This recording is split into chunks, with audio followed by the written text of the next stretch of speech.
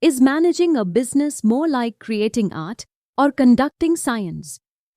Is it guided by data, intuition, or a bit of both? Today, we explore a timeless question: is management an art, a science, or a profession? Like a great symphony, effective management blends skill, structure, and strategy.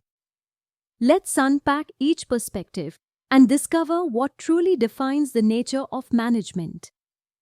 First, let's explore management as an art. Like any artist, a great manager relies on more than just rules. It starts with theoretical knowledge, ideas, and principles drawn from study and experience. Then comes personal style, because no two managers lead exactly the same way. It improves with practice, learning from challenges and adapting. And most importantly, it calls for creativity, solving human problems with empathy, not just efficiency.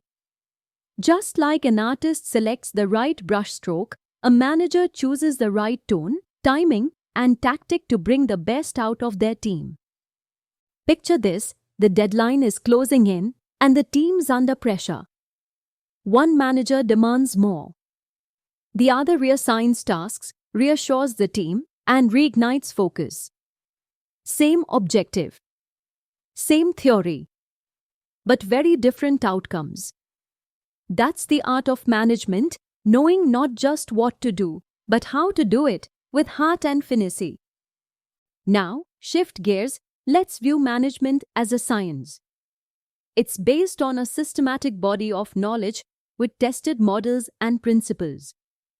It grows through observation and experimentation, like Taylor's time-motion studies or Fayol's structural approach. It follows cause and effect reasoning. Better planning leads to better results.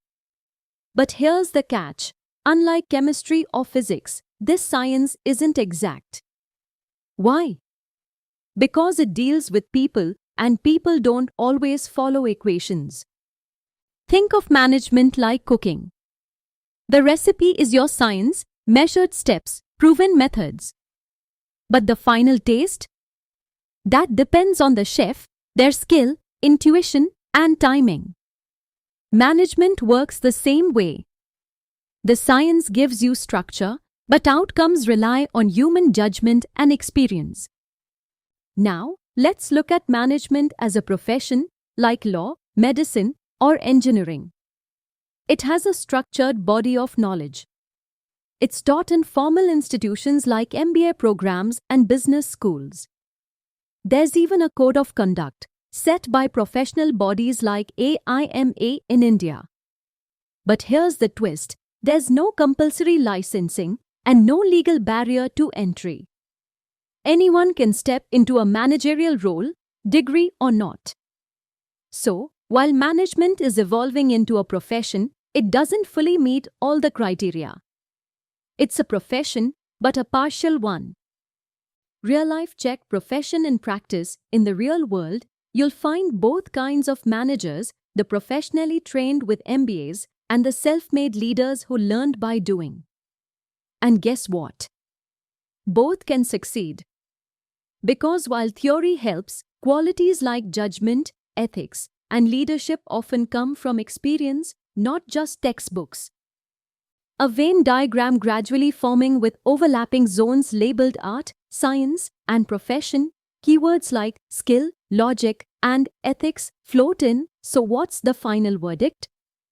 Management is an art because it draws on skill, intuition, and creativity. It's also a science grounded in models, principles, and tested logic.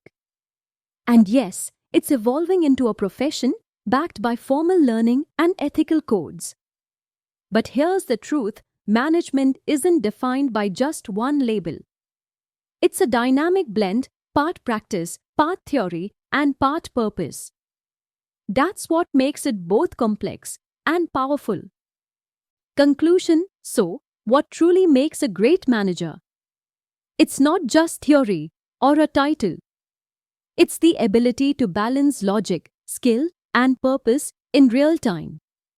In our next video, we break down the levels of management, from the big picture planners in the boardroom to the action makers on the ground. Who does what, and why does it matter? Stay with us because the structure of leadership is about to unfold.